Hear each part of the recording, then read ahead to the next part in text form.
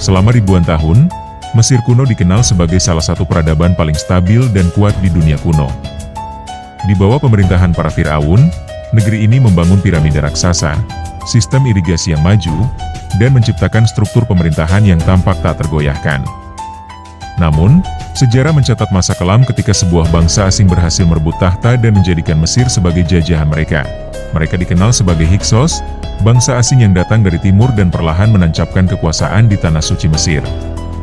Hyksos bukan hanya menduduki wilayah Mesir hilir, mereka juga memerintah sebagai Firaun, menggunakan simbol-simbol kekuasaan Mesir untuk melegitimasi pemerintahan mereka.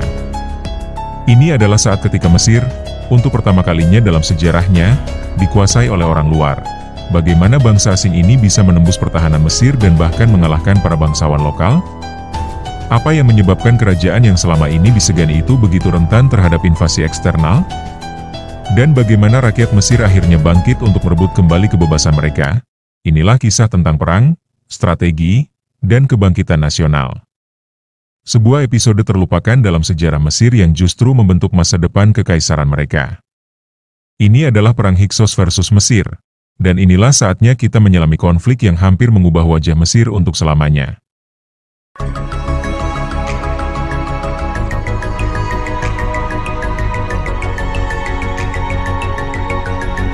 Hyksos bukanlah satu kelompok etnis tunggal.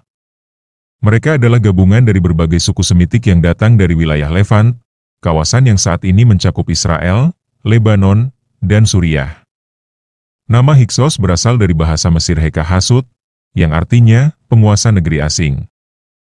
Julukan ini mencerminkan bagaimana orang Mesir melihat mereka, sebagai pendatang yang mendirikan kekuasaan sendiri di tanah Mesir. Kedatangan mereka ke Mesir tidak langsung disertai invasi besar-besaran. Mereka masuk secara bertahap, sebagai imigran, pengembara, bahkan pekerja dan pedagang. Dalam waktu yang cukup panjang, mereka mulai menguasai jalur perdagangan, mengakumulasi kekayaan, dan perlahan menanamkan pengaruh politik mereka di wilayah Delta Nil. Kota Avaris di bagian timur Delta menjadi pusat pemukiman dan kekuatan mereka. Dari sinilah mereka membangun basis kekuasaan yang pada akhirnya cukup kuat untuk menandingi, bahkan menaklukkan kekuatan Mesir hilir yang sedang mengalami krisis politik internal. Mesir saat itu tengah terpecah belah. Dinasti di selatan tidak mampu mengendalikan seluruh negeri, dan kekuasaan Firaun di Tebes hanya sebatas simbolik. Kekosongan kekuasaan inilah yang dimanfaatkan oleh Hyksos. Mereka mengisi kekosongan itu dengan struktur militer dan pemerintahan yang efisien. Selain kekuatan politik, Hyksos juga memiliki keunggulan teknologi. Mereka membawa masuk kereta perang beroda 2, busur komposit, dan jenis pedang sabit yang belum dikenal oleh militer Mesir. Perlengkapan ini membuat mereka unggul dalam pertempuran terbuka, terutama di medan datar seperti Delta Nil. Perpaduan antara krisis internal Mesir dan superioritas militer Hyksos menciptakan kondisi ideal bagi kebangkitan kekuasaan asing. Dalam waktu singkat, dinasti ke-15 yang dipimpin oleh para raja Hyksos resmi menguasai bagian utara Mesir, sebuah kenyataan pahit bagi para bangsawan Mesir yang selama ini merasa sebagai pemilik sah tanah itu.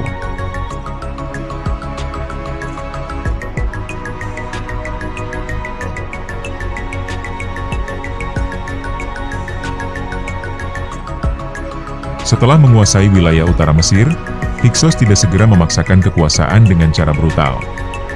Mereka tahu bahwa stabilitas adalah kunci kekuasaan jangka panjang.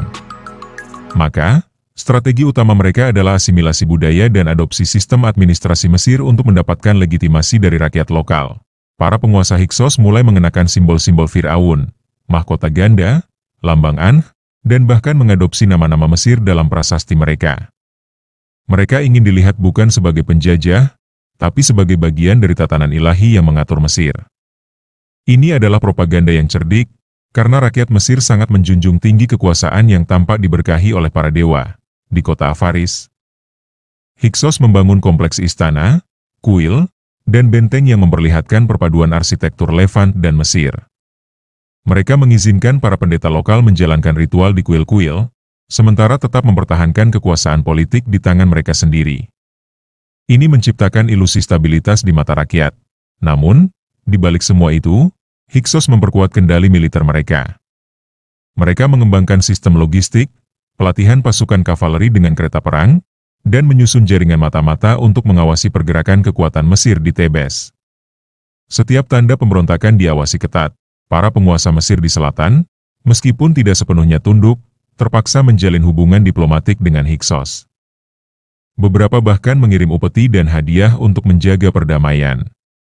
Tapi perdamaian ini rapuh, ibarat api dalam sekam yang siap menyala kapan saja.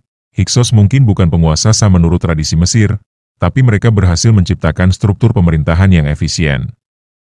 Mereka menguasai Mesir bukan hanya dengan pedang, tapi juga dengan kecerdikan politik. Namun, dominasi ini tidak akan bertahan selamanya.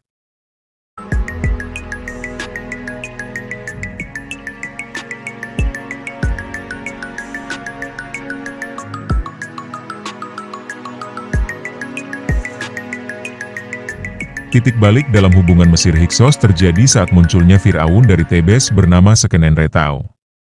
Ia mulai mempertanyakan status quo dan menganggap kehadiran Hyksos sebagai penghinaan terhadap kemurnian Mesir. Sebuah surat terkenal menyebutkan bahwa Raja Apepi dari Hyksos mengeluh soal suara kuda Nil di Tebes yang mengganggu tidurnya di Avaris.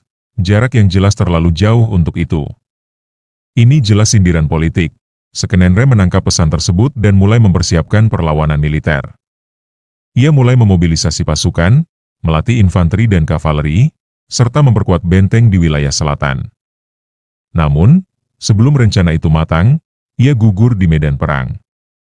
Tengkoraknya ditemukan dengan luka-luka brutal. Bukti bahwa ia mati dalam pertempuran langsung.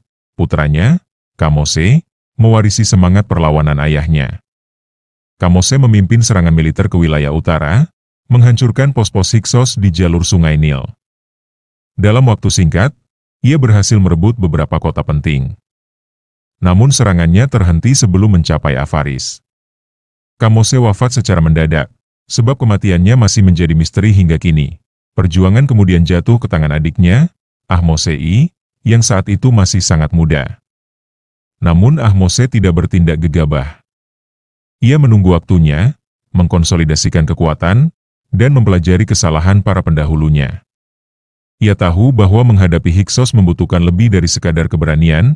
Itulah mengapa ia melakukan reformasi militer besar-besaran. Ahmose mengadopsi teknologi Hyksos, melatih pasukannya menggunakan kereta perang, dan membentuk aliansi strategis dengan bangsa Nubia di selatan untuk memperkuat pasukan darat. Ia juga memperketat kontrol administratif di Tebes agar sumber daya bisa dialokasikan penuh untuk perang. Dengan kekuatan militer yang belum pernah dimiliki Mesir sebelumnya, Ahmose bersiap menghadapi pertempuran terakhir yang akan menentukan nasib negerinya, dan masa depan Mesir sebagai peradaban besar.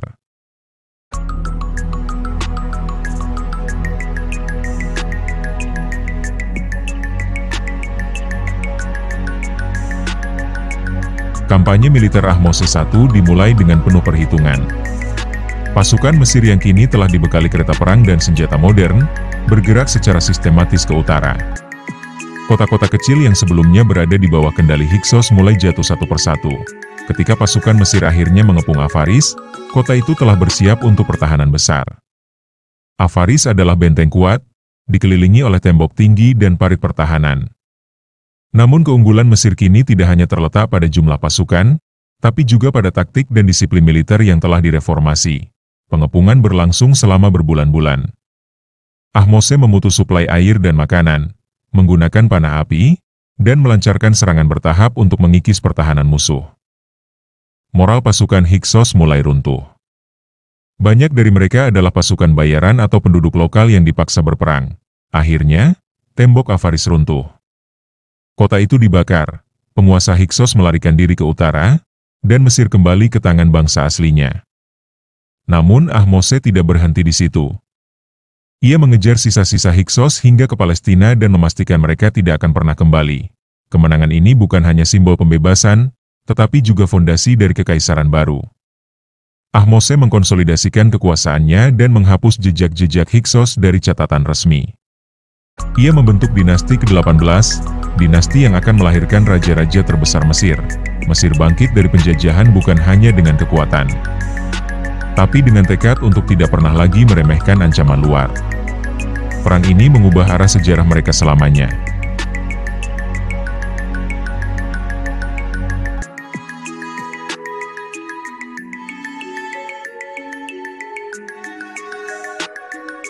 Kemenangan melawan Hyksos meninggalkan bekas mendalam dalam mentalitas dan kebijakan Mesir. Untuk pertama kalinya, Mesir menyadari bahwa isolasi bukanlah jaminan keamanan. Dari saat itu, mereka mulai bersikap lebih agresif terhadap wilayah luar, membangun kekaisaran yang ekspansionis. Dinasti ke-18 menjadi simbol kebangkitan Mesir. Para penguasa seperti Hatshepsut, Thutmose III, hingga Ramses II membawa Mesir ke puncak kejayaannya. Mereka menaklukkan wilayah di Asia dan Afrika, serta mengamankan perbatasan dengan sistem militer permanen. Perubahan besar juga terjadi dalam struktur militer dan pemerintahan. Teknologi kereta perang, panah komposit, dan strategi pengepungan diadopsi sebagai standar. Pemerintahan menjadi lebih terpusat dan efisien, dengan fokus pada pertahanan nasional. Namun, pengalaman dijajah oleh Hyksos juga menanamkan rasa curiga terhadap bangsa asing. Kebijakan terhadap imigran diperketat, dan budaya Mesir menjadi lebih tertutup. Nasionalisme Mesir mencapai titik ekstrim, dan Firaun-Firaun setelah Ahmose sering menggambarkan musuh luar sebagai ancaman utama bagi ketertiban kosmik.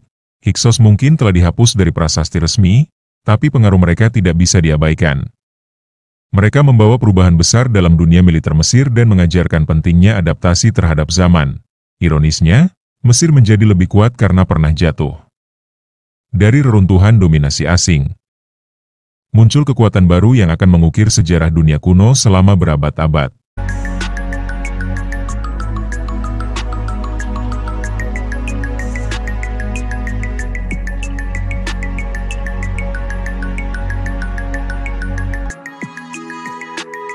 Kisah perang antara Hyksos dan Mesir bukan sekadar catatan tentang penaklukan dan pemberontakan.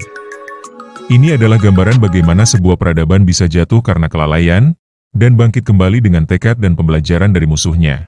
Para penguasa Hyksos mungkin datang dengan kekuatan asing, tapi mereka memperkenalkan inovasi yang justru membentuk wajah baru Mesir. Ironi sejarah ini memperlihatkan bahwa kadang musuh adalah guru terbaik dalam peperangan dan peradaban. Ahmose I bukan hanya pahlawan militer, tapi juga arsitek kebangkitan Mesir. Di tangannya, Mesir berubah dari negeri terjajah menjadi kekaisaran ekspansionis yang ditakuti dunia. Perang ini menunjukkan bahwa stabilitas bukanlah kondisi alami, melainkan sesuatu yang harus terus diperjuangkan dan dipertahankan. Sejarah Mesir mengajarkan bahwa kekuatan sejati lahir dari pengalaman pahit dan kemampuan untuk belajar dari kekalahan. Inilah pelajaran terbesar dari perang melawan Hyksos, bahwa kejatuhan tidaklah memalukan, selama kita mampu bangkit dan menulis babak baru yang lebih gemilang dalam sejarah umat manusia.